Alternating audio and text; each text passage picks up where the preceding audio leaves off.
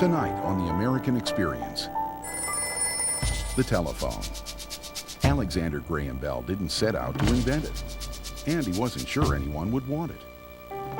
But it changed our lives forever.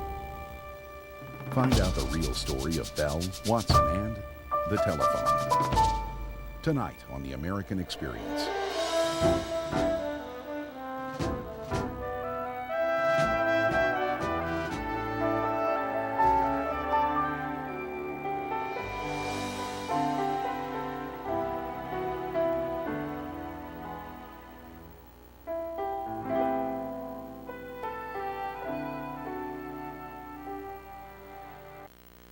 Good evening, and welcome to The American Experience. I'm David McCullough. We like to think, we boast, we complain, that we live in a time of incredible technological change, and we do. But consider what happened in that expansive American era of the late 19th century, in the years after the Civil War. All at once, in a great inventive surge, came the light bulb, the refrigerator, electric streetcars, barbed wire, the typewriter, the elevator, skyscrapers, the horseless carriage, all in about 35 years, plus one other extremely important contribution that would change our whole way of talking to each other, the telephone, which is our story tonight. Two young men in their 20s working in Boston thought they were onto something. Neither Alexander Graham Bell nor his assistant Thomas Watson was a trained scientist or a practical electrician. But Bell, a Scottish immigrant, knew a great deal about the phenomena of sound.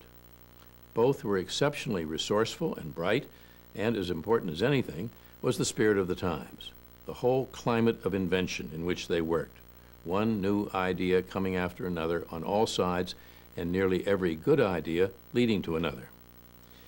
It was an exhilarating time to have been in the thick of it. The telephone itself would inspire the phonograph, refine the radio, and pave the way to talking pictures. The world was not to be the same again.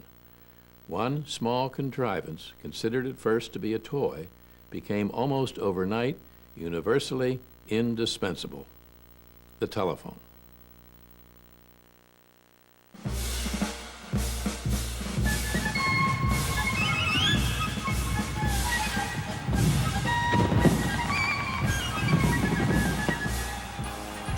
Philadelphia, 1876. America turned 100, and the Grand Centennial Exposition was its birthday party. The Liberty Bell welcomed visitors, and the American public got its first glimpse of a statue destined for New York Harbor.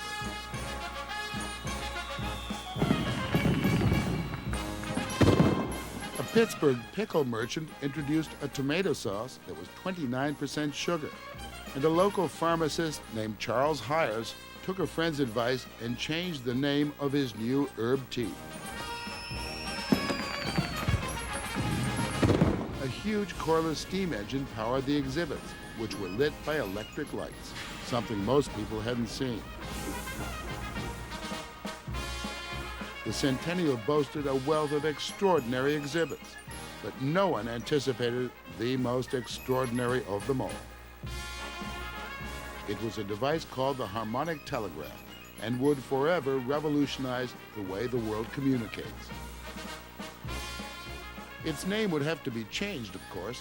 It would become the more comfortable telephone, from the Greek meaning far speaking. It was exhibited by a 29-year-old teacher from Boston who'd never invented anything before. 3 months earlier, he'd been issued a patent for his device. A week later, he actually made it work. This inventive schoolteacher was Alexander Graham Bell. He was the third generation of Bells to center his life on the phenomenon of sound, with a passionate interest in the education of the deaf.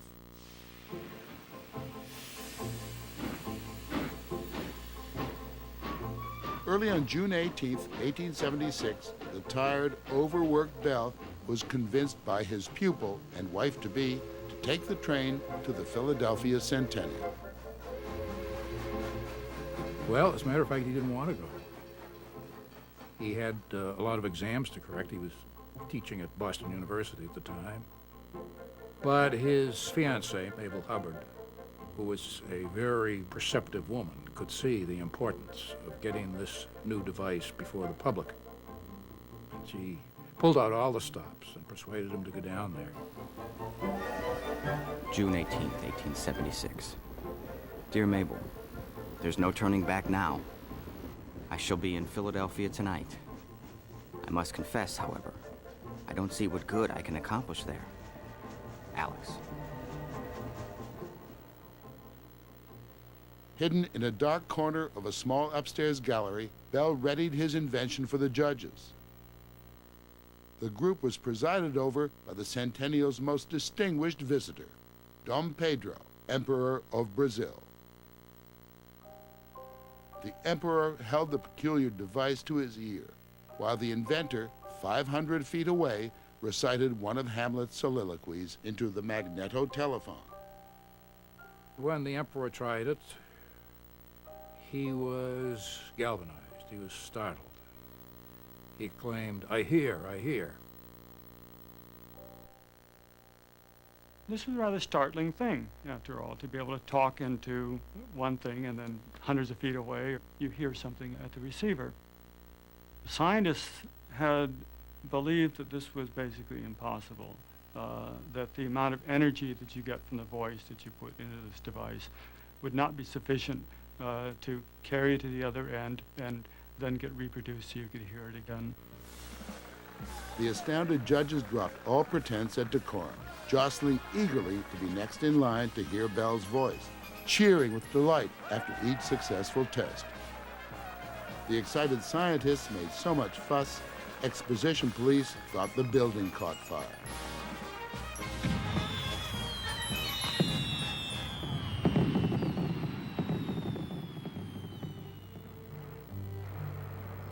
Ironically, on the same day as Bell's triumph in Philadelphia, a grimmer history was being made on a Montana hillside. General George Armstrong Custer had been surrounded by an army of Sioux warriors. The country had a hunger for news of Custer's celebrated campaigns, but informing the nation of his defeat from this remote territory was slow and complex. It was 2 days before a scout could be sent on horseback to carry the dispatch from the battlefield to Stillwater, Montana, 300 miles to the south. There, a newspaperman sent a rider to Salt Lake City, the closest link to the telegraph lines of Western Union. Hours later, in New York City, the 300-word dispatch was transcribed in longhand and taken on foot to the New York Times. Unable to contact Montana directly, the cautious Times editors waited for confirmation.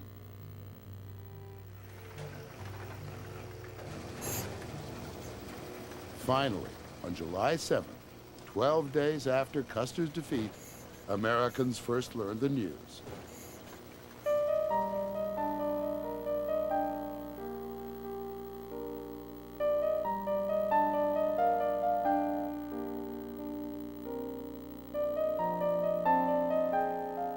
Some of those witnessing the telephone in operation at the Centennial may have sensed how the odd machine would bring revolutionary changes to everyday life. But the idea of instant two-way communication from coast to coast had not yet entered anyone's mind. Unlike a telegraph, a telephone would directly link people cheaply and instantly. And no one had a telegraph at home. Some, however, found it impossible to take the device seriously. Of what use is such an invention? Well, there may be occasions of state when it is necessary for officials who are far apart to talk with each other. Or some lover may wish to pop the question directly into the ear of a lady and hear for himself her reply, though miles away. It is not for us to guess how courtships will be carried on in the 20th century. The New York World, 1876.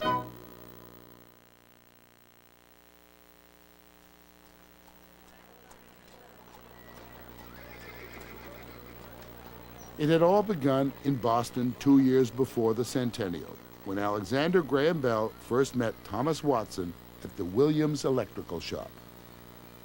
There was this great machine shop in Boston where everybody came, and Thomas Edison came, and Moses Farmer, and all these inventors. And inventors then were sort of like rock stars. I mean, it was when everybody thought that it was the age of enlightenment is what it was. Everybody thought there was a reason for everything and that we could figure it out and that our problems were at an end. And Williams Machine Shop was this place where a lot of inventors came to work on these devices that were going to solve all human ills. Bell, who could be irrepressibly enthusiastic, was in the shop and wanted something done in a hurry, and without going through channels, through Williams and all that, he just went out and grabbed one of the young men working there, who turned out to be Thomas Watson. A remarkable find, because Watson was a man of great talent. And Bell was incredibly clumsy. I mean, he could not pick something up without dropping it. He could not pick up a hammer without hitting his thumb with it. And Watson was the opposite, and they were a perfect match. Watson was a young machinist who'd been born above a stable. Over dinner at Bell's boarding house, he earnestly tried to copy Bell's every move with a tool he'd never seen before, a dinner fork. Later, Watson watched stunned as Bell played the piano in the parlor. Bell was the gentleman. Bell had gone to school. Bell came from a good family. You know, he wore a suit. And Watson was the rogue. He didn't have any education. He swore a lot. So Bell kind of civilized Watson, and Watson sort of roughed up Bell. Initially, the telephone that was seen at the Centennial was not Bell's goal. He wanted to develop a machine called the harmonic telegraph. It would send a number of telegraph messages at the same time, each at its own pitch. He believed such an invention would make him rich. It wasn't long before his intense interest in sound began to lure him away from telegraphy to wonder about something else. Bell came from a family dedicated to teaching the deaf, and it had a profound influence on him throughout his life, and may really have helped him invent the telephone because he had an interest in the inner workings of the ear. He understood it medically, and I think that influenced his development. Soon, Bell described a wonderful, but perhaps impractical, idea to Watson. If I could make a current of electricity vary precisely as the air varies in density during the production of a sound, I should be able to transmit speech telegraphically. He then sketched for me an instrument that he thought would be able to do it. But it was too costly and the chances of it working too uncertain to impress his financial backers, who were insisting that the wisest thing for Bell to do was to perfect the multiple telegraph. Then he would have money and leisure enough to build air castles like the telephone. What kept them going, I think, was curiosity, which they both had in abundance, and passion, and fun. But also, they got a little further every day. One afternoon, Watson was fooling around with the telegraph, and Bell was in the other room, and Watson screwed down one of the vibrating reeds too tight and made an electrical connection, which he hadn't intended to do. And in the other room, Bell heard this ping, the famous ping. And Bell, because he understood the nature of sound, both because he was a scientist and because he had worked with the deaf, Bell knew that sound had been carried through the wires. Suddenly, Bell's idea was no longer impractical. Watson quickly constructed a new device, placing a lambskin diaphragm opposite a magnet in a transmitter, running a connecting wire through sulfuric acid, causing the receiving membrane to vibrate. They tested this primitive system the very next night.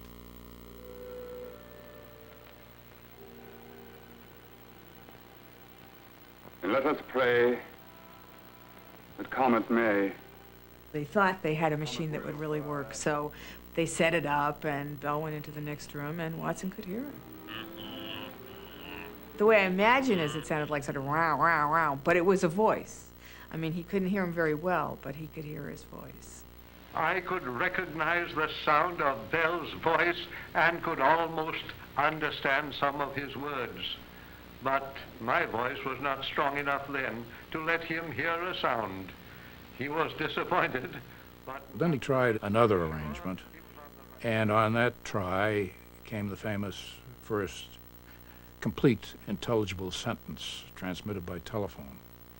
On the evening of March 10th, 1876, Bell sat in front of the new transmitter, and I went down the What hall. actually my Grandpa Watson is the most famous for, and this is a story that all American school children have been told, is that they were there working on the telephone one afternoon, and Alexander Graham Bell spilled battery acid on his hand, which is easy to believe because he was clumsy.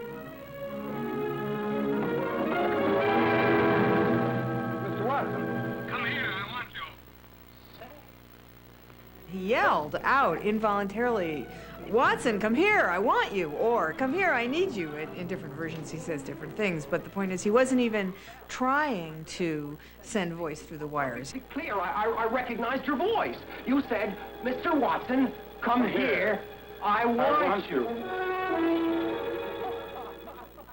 And of course, they forget all about the battery acid when they realize that they've invented the telephone. In my great-grandfather's autobiography, this story is told really very, very well. My great-grandfather, when he sat down to write this book, really took a lot of care in telling this story so that it was the dramatic moment that should have been attendant on the invention of a great thing. And both Bell and Watson kept scrupulous logs on which they said everything that had happened on every day. And on the day when they had heard voice through the wires, there was nothing about battery acid, there was nothing about an accident, there was nothing about a cry for help. If you believe Bell said, "Come here, Mr. Watson, I want to see you," the acid spilling story doesn't make much sense. I know if I spilled acid on my pants, I'd say something memorable, but it wouldn't be that. I wouldn't ask for a consultation. I began to believe that when he sat down to write his autobiography, many years after the telephone had been invented, that he kind of gave the story the dramatic flair that it required, you know, that instead of writing exactly what did happen, he kind of allowed himself to write what should have happened. And I think it's great that he didn't just invent the telephone, he invented the story of the telephone.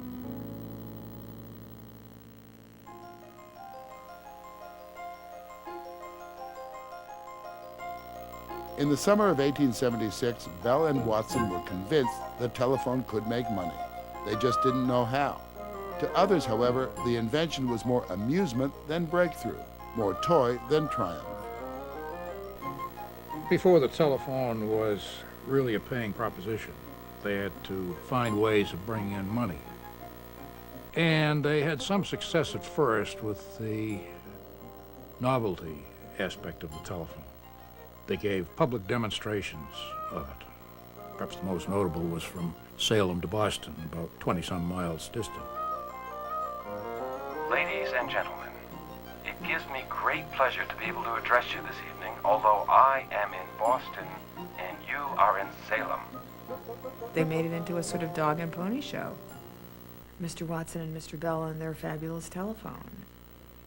Bell would get on stage with the telephone. Watson would go to a location which would be verified by someone in the audience as being far away because everybody assumed that it was a trick. I am the invisible Tom Watson. Everybody hears me. Nobody sees me. Watson would talk to Bell, and then he would sing. Ahoy! Ahoy, Mr. Watson! Will you oblige us with a song? Do not cross him, gentle lady. And Watson, although he was a many-talented man, wasn't a great singer, but he loved to sing, and the audience just went nuts. Here was this guy, you know, 5 blocks away or a town away sometimes, and they could hear him singing out of this machine. Often he had to go through his entire repertory 2 or 3 times to satisfy the audience, so it was a great show. With the success of the public demonstrations, the telephone began its journey from novelty to necessity. Bell's first telephone installation was for Watson's employer, Charles Williams, installed gratis. They connected a dedicated line between his electrical shop and his home a few miles away, erecting the first telephone pole in the process. Only one person could speak at a time, but Williams became the first man to phone his wife to let her know he was on his way home. News of the Williams line stirred public interest. E.T. Holmes, who just opened a burglar alarm company, ordered a dozen of the devices for his central office. Within a year of the Centennial Exhibition, Bell had installed 230 instruments, and he and his partners established the Bell Telephone Company. The device was slowly catching on, but Bell and his backers knew they had only 17 years to exploit his original patent. So they sought quick profits and charged exorbitant rates, renting their magical instrument primarily as a tool of business and commerce.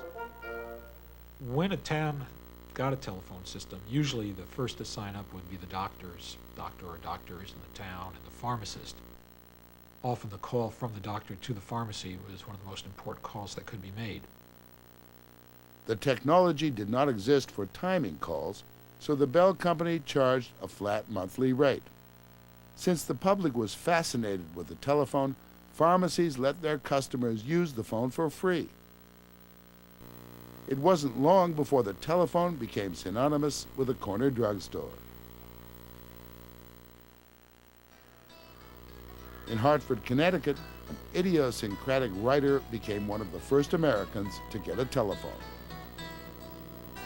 Mark Twain was very much into the latest technology. Tom Sawyer was the first novel written on the typewriter. And so, of course, Twain picked up on the telephone. Twain was one of the first to have a telephone in a private home. And its first direct line was to the Hartford Courant.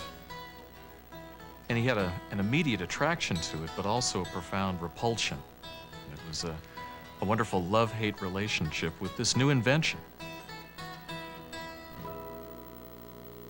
The human voice carries entirely too far as it is. Here we've been hollering shut up to our neighbors for centuries, and now you fellows come along and seek to complicate matters. Despite Twain's crankiness, the telephone began to be marketed as a valuable addition to the homes of those wealthy enough to afford it.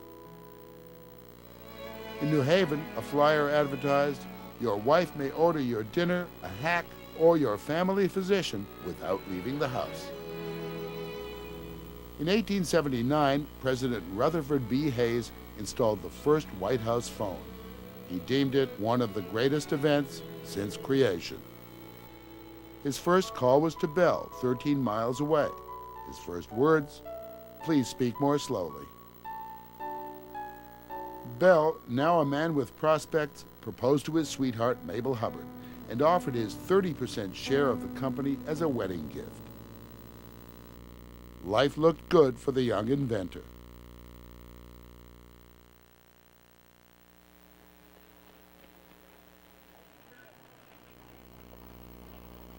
The public was ready for the telephone long before we were ready for the public. Thomas Watson. Orders for phones began to pour in. Bell and his backers conceived a plan to keep a firm hold on their invention. They would only lease phones, never sell them. While this gave Bell the control he desired, it didn't provide his tiny company with the huge sums they needed to manufacture the instruments that had already been ordered. So Bell and his backers decided to sell the whole company. Bell packed his patent in a briefcase and went to see if the largest corporation in America was interested. With its substantial network of telegraph wires, Western Union could make widespread phone service a reality quickly. David was truly coming to negotiate with Goliath. The asking price was $100,000. Western Union's myopic president, William Orton, turned them down flat.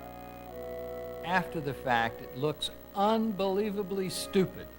You just can't believe it. It's often given as one of the worst business decisions in the history of the United States. Here he had in hand the biggest corporation in America. Why should they take the risk? They didn't think the telephone would make it. Having made the decision, Western Union quickly came to regret it and formed its own rival company. They hired inventors Thomas Edison and Elisha Gray to develop a new phone system. Suddenly, Bell and Edison, legendary inventors, were on opposing sides in a battle to wire America. The two rivals even differed on the proper way to answer the phone. Bell thought "hoy hoy" best, while Edison championed "hello." The competition between the two companies sparked innovation. Western Union opened the first crude switchboard in New Haven, Connecticut in early 1878. 3 weeks later, they published the world's first telephone directory. It was a single page of 50 names. No numbers were needed.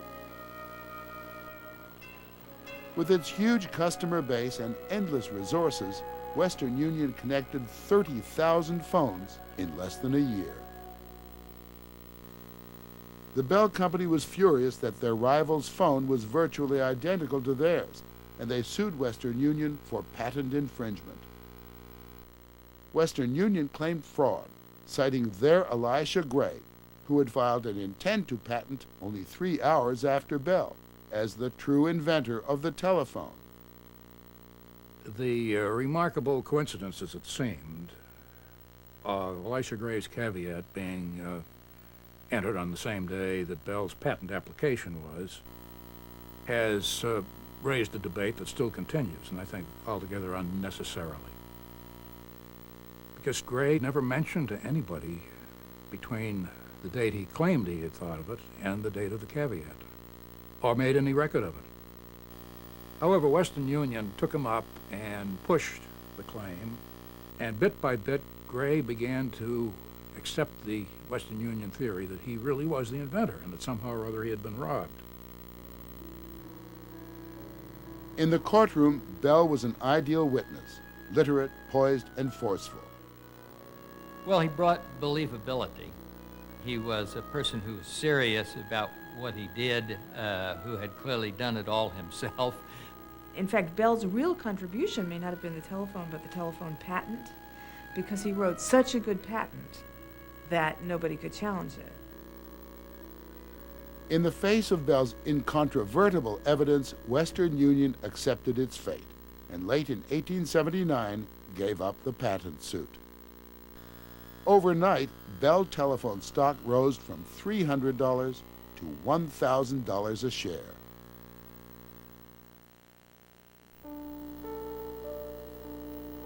Throughout the 1880s, anyone who'd ever tinkered with a telephone decided to sue. Bell was forced to defend his patent in over 600 court battles. Worn out by constant courtroom appearances, Bell drifted away from telephony to his family's retreat in Canada. Once the telephone worked, once he proved his point, he lost interest in it. It was a done thing.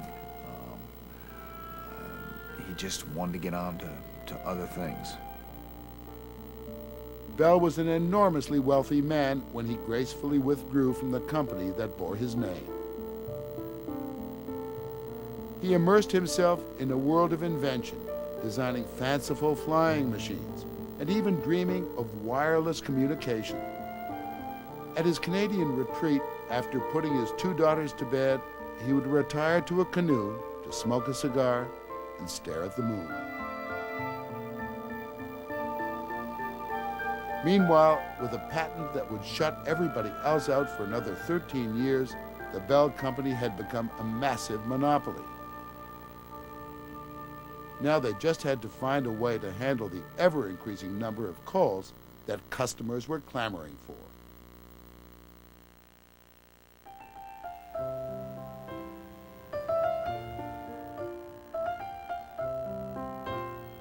By March of 1880, just 4 years after the centennial demonstration, the newly organized American Bell Telephone Company was in control of 60,000 American telephones.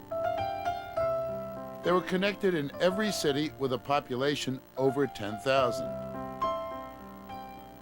Improvements in switchboard technology allowed operators to handle not tens of calls, but hundreds. The first operators were boys, who earned a reputation for being rude and abusive. The necessity of running from one board to another made for chaos in the telephone exchanges. I usually say, you tell me what it was like when you were a boy. And you get 12 of them together, what's going to happen? It happened. Pure bedlam. We had wrestling matches, bean shooters, spit wads, rubber bands, running, yelling. I'm afraid even some cussing. You have to understand that the equipment now is really, really in its primitive state. There's all kinds of crackling, a lot of noise in the telephone system at this time. So for two people to actually conduct a conversation, you needed an operator to transmit in a friendly way and make it less worrisome to the subscriber, less annoying. And the young boy operators were not temperamentally suited for this. The young men were soon replaced by young women who did not swear or trade insults with frustrated customers and were said to be faster than the men they replaced. American women, until then largely consigned to the schoolhouse and home, took over the day-to-day management of the switchboards. Certainly there's nothing about the telephone as a technology that says a woman must work at the switchboard and does a better job than a man. But in the 19th century, women were expected to be more docile, more amenable to rules. Men or boys, if they were put under these extreme rules that women had to work under as operators and didn't like it, they could vote with their feet and leave and go find another job that paid as well or better. Whereas women having fewer options were more constrained, more likely to stay in that job and take it and work for less. These women worked 12-hour shifts, processing hundreds of calls each hour, working the board with both hands at once. They were expected to follow a strict code of dress and behavior. The company actually kept a deportment card to record transgressions. Very, very strict at the board. No talking, no, don't dare look around. If you moved your head, you'd have 5 supervisors at your position. Somebody come along and say, what do you want? A high-class service in an operating room is the fruit of good discipline. The selection of girls for operators is the first important step. Great care should be taken to know positively that they are of good character. The training of the voice to become soft, low, melodious, and to carry well is the most difficult lesson an operator has to learn. Operators are to be trained daily on certain phrases and are allowed to use no others in their dealings with subscribers. You could only use certain phrases. Number, please, and thank you. The customer could say anything they wanted to you, and you would say, thank you. You're a stinker, thank you. You'd like to, you said something to yourself, but you would, that's the time they'd be observing on your line. The operator was not allowed to cross her legs. She was forbidden to blow her nose or wipe her brow without permission. Those who married were often discharged. Nevertheless, by 1910, New York Telephone alone had over 6,000 women working its switchboards. It is said that if it hadn't been for some of the technological breakthroughs that simplified switchboard operation, the demand for operators would have gone up so rapidly that by the middle of the 20th century, virtually every young woman in the United States would have to be employed as a telephone operator in order to run the system.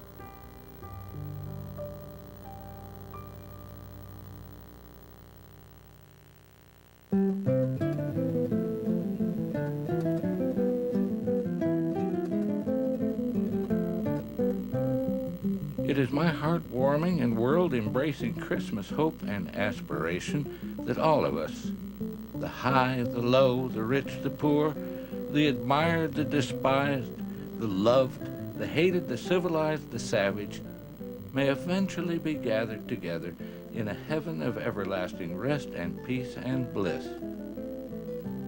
Except for the inventor of the telephone. Now connected to his local switchboard and listed in the tiny Hartford directory under Samuel Clemens, Mark Twain suffered from what would come to be known across America as telephone troubles. Hello? The transmitter in his phone was too weak to overcome the static that exploded on the line. Twain, like the rest of his countrymen, had to yell to be heard on the phone. Hello? Twain was generally a man with a pretty short fuse, and when he engaged this new technology, which had a lot of flaws, it wouldn't keep him from getting upset. In fact, he once said that he used the telephone to practice cursing. The complaints and frustrations of individuals like Twain helped shape the evolving and still crude telephone system. In New York City, Fulton Fish Market vendors demanded that Bell open phone lines at 5 a.m. instead of 8. They also protested the 6 p.m. closing, beginning the movement to 24-hour service. A doctor in Lowell, Massachusetts, who'd become totally dependent on the telephone, began to worry what would happen to phone service as a yellow fever epidemic raged into town. Should all 4 of the town's operators get sick at once, their replacements couldn't possibly memorize the names of the town's 200 customers. He suggested that names be replaced by numbers. As the telephone proliferated, the country's forests were being ravaged. In 1885, Vermont witnessed the cutting down of 45,000 of their best pine trees to be carted away for phone use. The new poles and lines invaded and cluttered the American landscape. In those years, basically needed a whole line, a whole wire for every conversation. And in some towns, telephone poles would be carrying hundreds of wires. And it got to be so that this became a real issue for many towns. It was an issue of safety in some cases, and in other places it was simply a matter of what was considered to be urban blight of the late 19th century.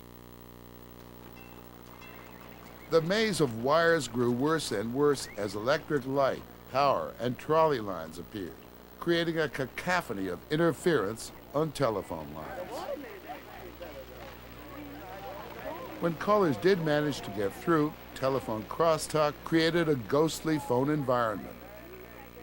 Parts of conversations jumped from line to line. Bell executives endlessly found themselves facing new crises and unexpected assaults.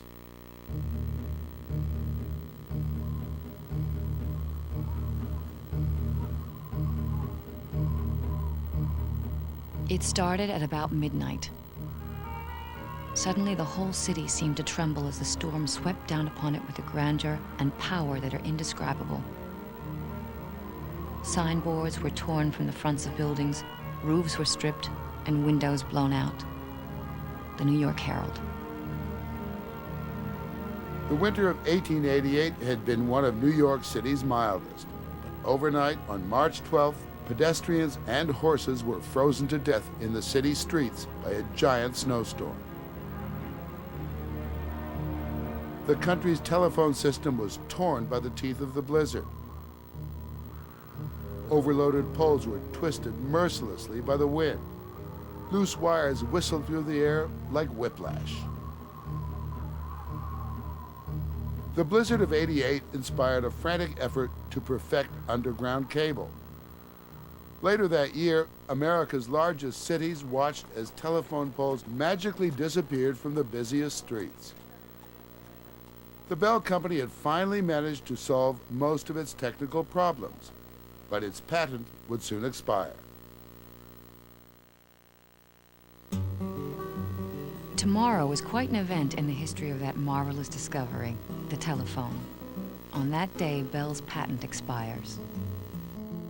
This naturally starts the world to thinking, and there will be many companies to enter the field.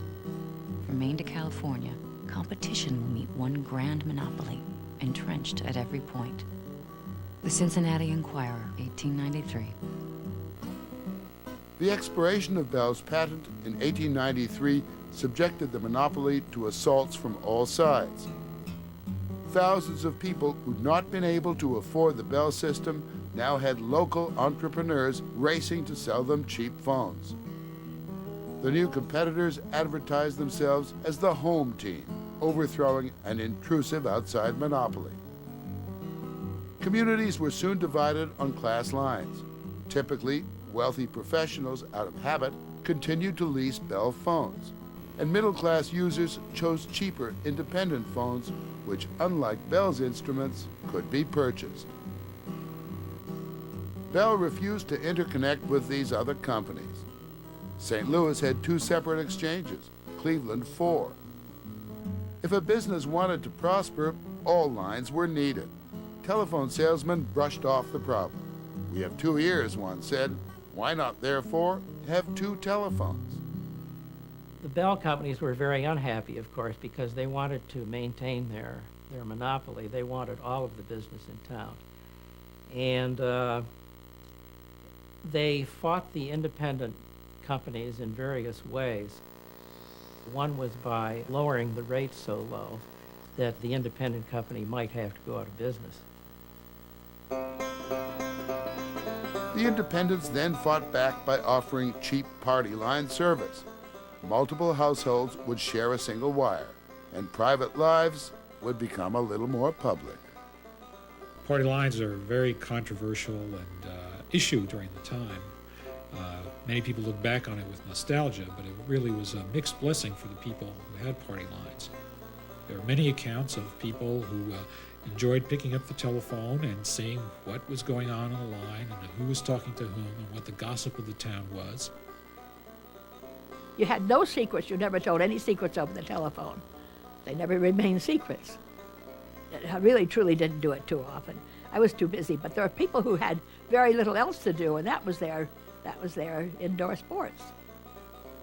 The People's Telephone Company of Detroit tripled its business by taking advantage of the rural subscribers' apparent eagerness to eavesdrop. They offered party lines shared by as many as 20 homes. It was an enormous success. Subscribers delighted in eavesdropping and even got together to listen to banjo playing on the line. All across America, customers continued to adapt the telephone to fit their own needs. An unexpected leap was made by a Kansas City undertaker, Almon Brown Stroger. Evidently, one of his friends died, and he did not get the business. So he assumed that it was because an operator had diverted the business to a competitor, and this induced him to invent a machine that would eliminate operators from the telephone service. Stroger invented not only the dial telephone, but went so far as to perfect an automatic switchboard to go with it.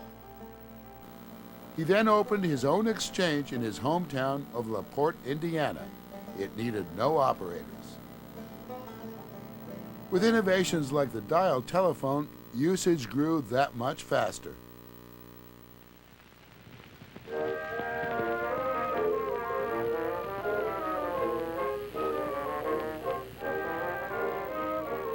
By the turn of the century, there were more phones than bathtubs in America, and the impractical toy took center stage in popular culture.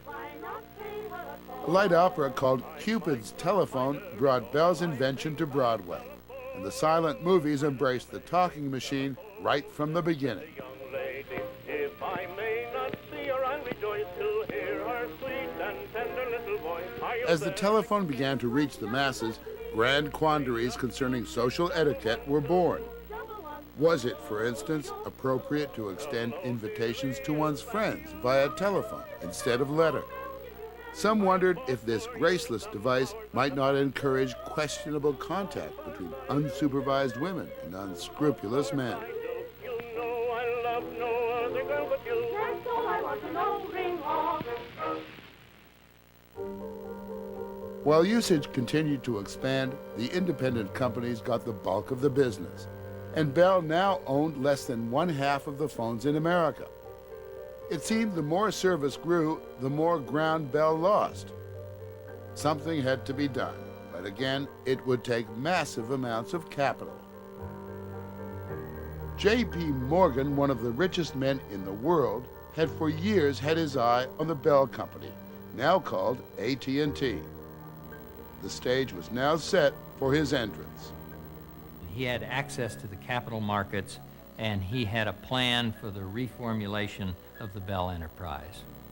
He wanted to drive the Bell system toward the point where everyone would have access to a telephone, and it would be a Bell telephone. He seized control of the company. Morgan's ruthless approach to business was simply to buy his competitors or crush them. By the time of Morgan's death in 1913, the independent movement was over. The company was well on its way to becoming a monopoly once more.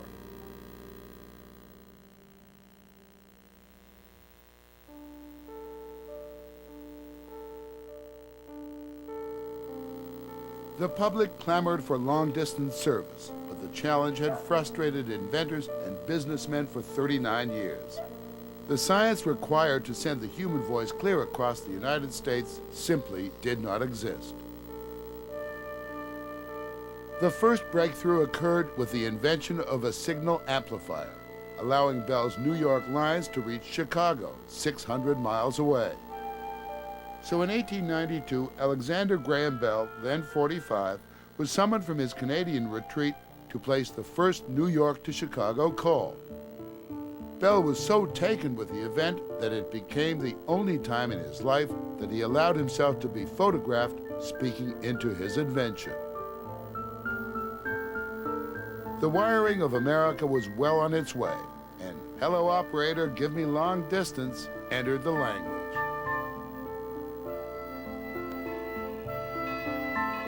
The Bell Company set long-distance phone rates at about 1/5 the price of a railroad ticket.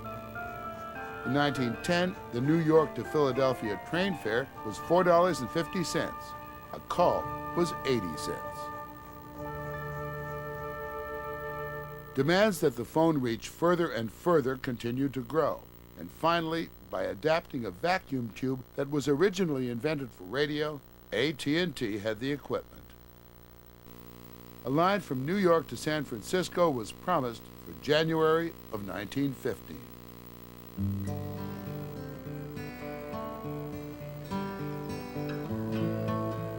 As with the railroad and telegraph that had come before, connecting the two coasts would be an enormous task.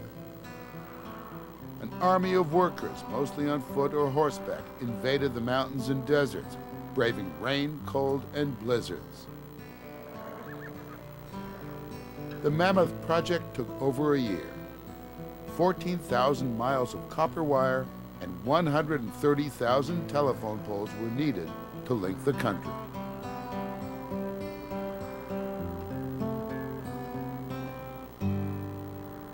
AT&T's management knew how risky a public coast-to-coast call could be. They hired 15,000 men, 5 men for every mile, spaced out across the country to be on the ready to fix any problems on the line. Once again, Alexander Graham Bell was lured out of retirement. To ensure the success of the event, Bell, now considered by telephone executives to be a senile, deaf old man, was asked to read a prepared script. Thomas Watson would be in San Francisco to take his call. There is one of the marvels of telephone achievement that must always hold first place in my memory. That was the transmission of speech for the first time from the Atlantic to the Pacific. On January 25, 1915, in New York, Alexander Graham Bell made a 23-minute call to San Francisco. Listening in from his exclusive retreat over a specially constructed line was AT&T's president, Theodore Vail. The AT&T guys, the men in suits who ran AT&T and Bell by this point, were not at all like Watson and Bell. And they were very worried that these two old geezers were going to get on the phone and not be able to talk or drop the telephones or just somehow mess up. So they wrote a script So these two old friends got on the phone. Bell, of course, said, "Hoy, hoy, Watson." And Watson said, "Hoy." And they threw away the script and just started having a conversation, a coast-to-coast conversation. Then, in a stunt that turned back the clock, Bell continued the call on a duplicate of his original Centennial telephone, the same device used in Philadelphia almost 4 decades earlier. When the time came, Bell said, "Mr. Watson, come here, I want to see you." And Watson replied, "Mr. Bell, I will, but it would take me a week now."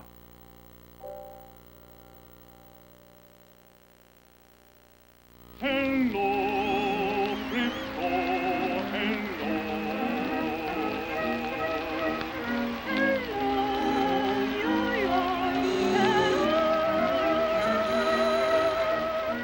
The transcontinental call was such a great success, it was commemorated by the Ziegfeld Follies.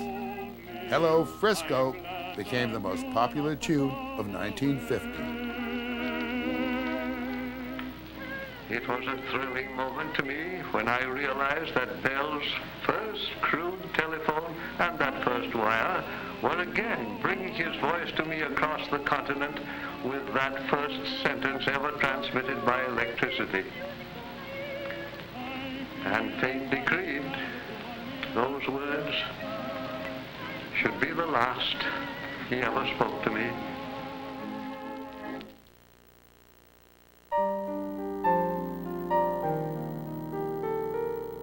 The wiring of America was complete.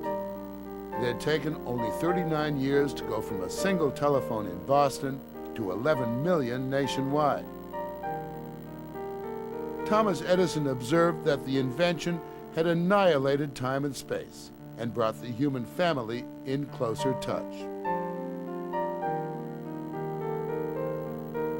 When he turned 70, Bell stated that recognition for my work with the deaf has always been more pleasing than the recognition of my work with a telephone.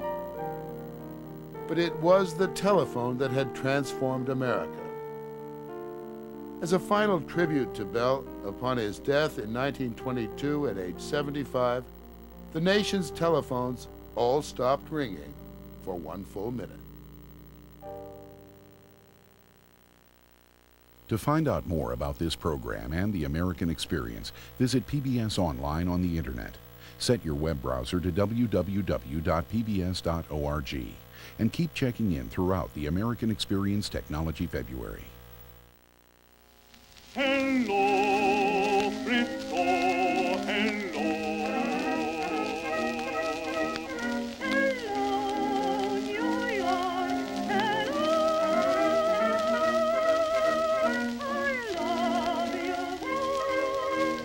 I've been so lonely, I'm glad that you are not so far away.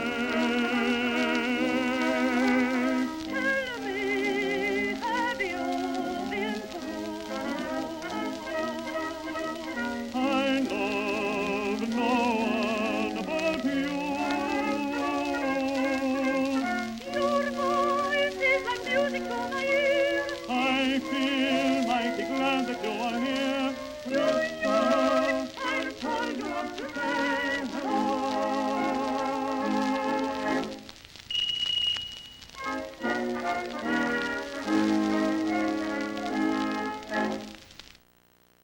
A presentation of WGBH Boston.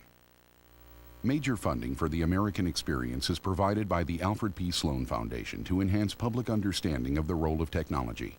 The foundation also supports the Sloan Technology Series, a collection of books chronicling the major technologies of the 20th century. The Corporation for Public Broadcasting. And the annual financial support of viewers like you. And by Miracle Grow Plant Foods. For flowers, for vegetables, for a beautiful show, for lawns and for shrubs. Whatever you grow, a gardener's true friend is Miracle Grow.